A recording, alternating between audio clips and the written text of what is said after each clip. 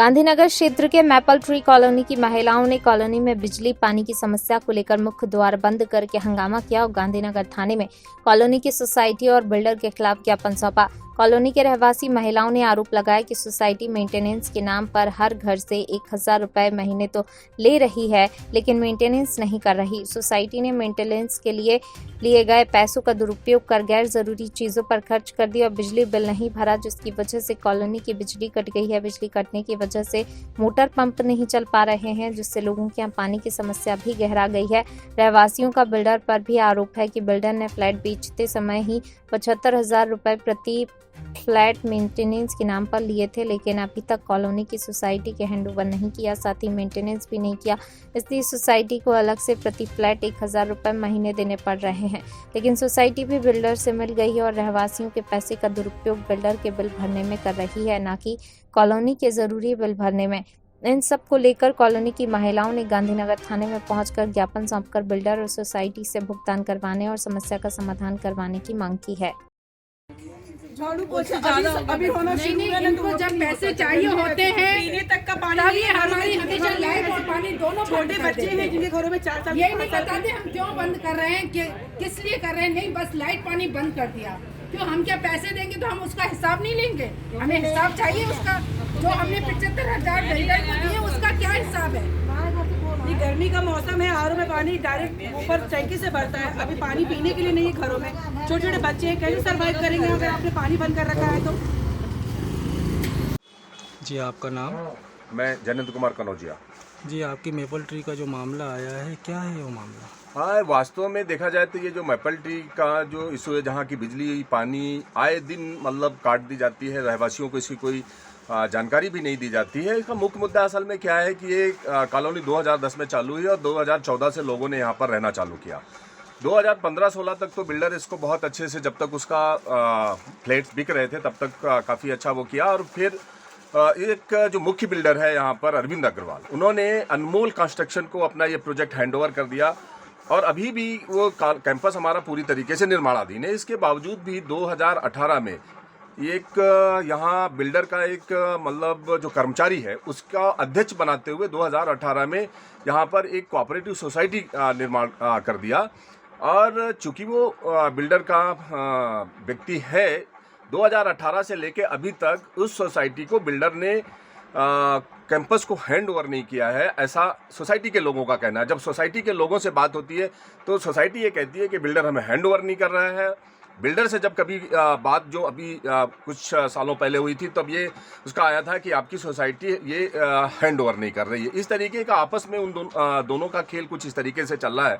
Builder ने यहाँ के रहवासियों से, लगभग सभी रहवासियों से एक मुफ्त 75,000 रुपए की मेंटेनेंस की राशि ली हुई है, जिसके साक्ष्य भी हम लोगों के पास में, रहवासियों के पास में उपलब्ध है। उसके बावजूद उसने मेंटेनेंस को अचानक बंद कर दिया। जब उसने मेंटेनेंस को बंद कर दिया तो हमारे जो कोऑपरेटिव सोसाइटी है बिना किसी नियम और उसके बनाए हुए 1000 रुपए इमरजेंसी के नाम पर पिछले 8-9 महीने से वो उगाही करते हैं। फिर सोसाइटी ले रहा है या सोसाइटी अभी 1000 रुपए जो मतलब आपातकालीन खर्च के नाम पर वो सोसाइटी ले रही है। और उसको लेने के बाद में भी जो मेंटेनेंस वहाँ होना चाहिए वो बिल्कुल नकारात्मक है, जबकि वहाँ पर बिल्डर के लिए बिजली भी उपलब्ध है, पानी भी उपलब्ध है, उसका जो निर्माणाधीन काम है वो सतत जारी है, जिसको लेके हमारी सोसाइटी के पदाधिकारी कुछ भी करने के लिए शांत हैं, मौन हैं। इससे पूरी तरीके से स्पष्ट होता है कि बिल्डर और सोसाइटी आपस में मिले हुए हैं। लोगों से जबरन उगाही की जा रही है। जो लोग पैसा नहीं देते हैं उनके साथ जोर जबरदस्ती की भी बातें इस कैंपस के अंदर में कई ऐसे लोग हैं जो भुक्तभोगी हैं, जिनको अपने मान सम्मान और इज्जत जिनको प्यारी है, वो किसी भी तरीके से वो एक मतलब 1000 रुपए का इनको मेंटेनेंस चार्ज दे देते हैं। जब तो आपके साथ इतनी असुविधाएं हो रही हैं, ये बिल्डर या सोसाइटी इतना कर रहा है, तो आपने कानून की इसमें मदद ली क्या? हाँ, देखिए, इसमें जो कानूनी मदद है, एक्चुअली जब कोऑपरेटिव सोसाइटी किसी कैंपस के अंदर बन जाती है तो वो सोसाइटी ही उस सबके काम के लिए जिम्मेदार होती है। और इसके लिए हम लोगों से भी आपातकालीन खर्चों के लिए अगस्त महीने में 1-1 हज़ार रुपए सभी रहवासियों से लिए गए और लगभग इस समय 450 रहवासी यहाँ पर इस कैंपस के अंदर रह रहे हैं। उससे कानूनी लड़ाई लड़ने के लिए, कानूनी सहारा लेने के लिए ये पैसे की व्यवस्था की गई थी और साथ ही साथ पुलिस थाने में भी हम लोगों ने कलेक्टर महोदय को भी उसकी प्रति, जैसा हमारी सोसाइटी कह रही है कि सबको उन्होंने ज्ञापन दिया था, सबको उन्होंने ये सब दिया था, लेकिन उसके बाद में कोई कार्रवाई हमारी सोसाइटी के स्तर से नहीं हुई। हम सब भी जानते हैं कि अगर हमें कोई समस्या होती है तो हमें इन कार्यालयों में जाके और अपने मुद्दे को प्रभावी तरीके से रखना होता है, सच्चाई रखनी होती है। ऐसा कुछ नहीं हुआ।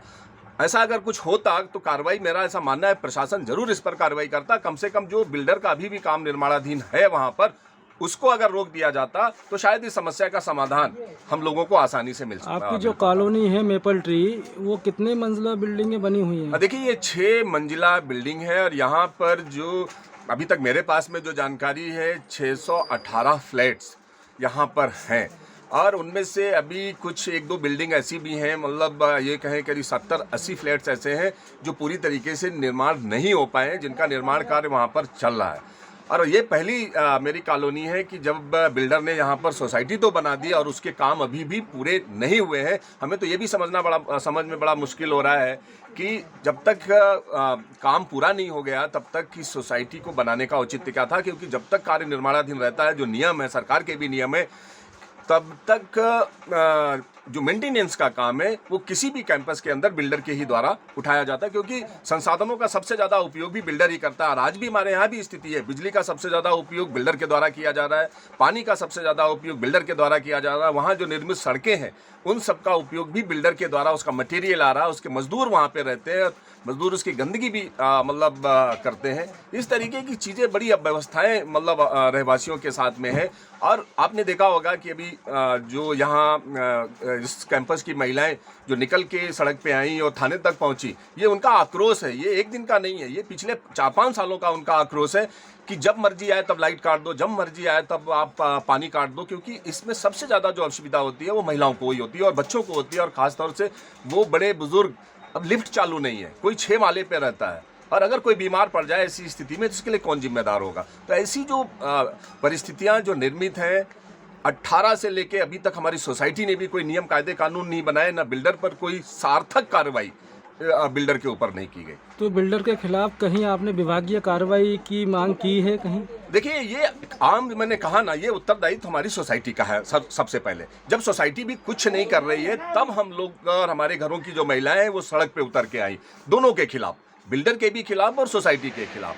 अब जब हमें ये आभास हो गया है, हमारे रहवासियों को यहाँ के, जब इस बात का आभास हो गया कि ये बिल्डर और हमारी जो सोसाइटी है ये सब आपस में मिले हुए लोग हैं, तब मजबूरन एक तरीके से कहें कि सड़कों पे बाहर निकले। आक्रोश में थोड़ा सा आया, स्वाभाविक है आक्रोश में आना, और पुलिस प्रशासन की मदद से कल वहाँ पर फिर बिजली और पानी की व्यवस्था सुचारू रूप से हो सकी। और एक बात ये समझ में नहीं आती, अगर पुलिस हस्तक्षेप करती है तब तो बिजली पानी की व्यवस्थाएं बहाल कर दी जाती हैं, तो ऐसा क्या कुछ होता है? क्या मुझे नहीं लगता है कि कोई हमारा जिला प्रशासन ने उन्हें कोई राशि उपलब्ध करा दी होगी जिससे कि बिजली और पानी सुचारू हो गया होगा। सारी चीज़ें खेल खेला जाता है, सब परेशान इसलिए किया जाता है कि ज़बरदस्ती जो उगाही का काम वहाँ पर खेल चल रहा है वो इस तरीके से चलता रहे।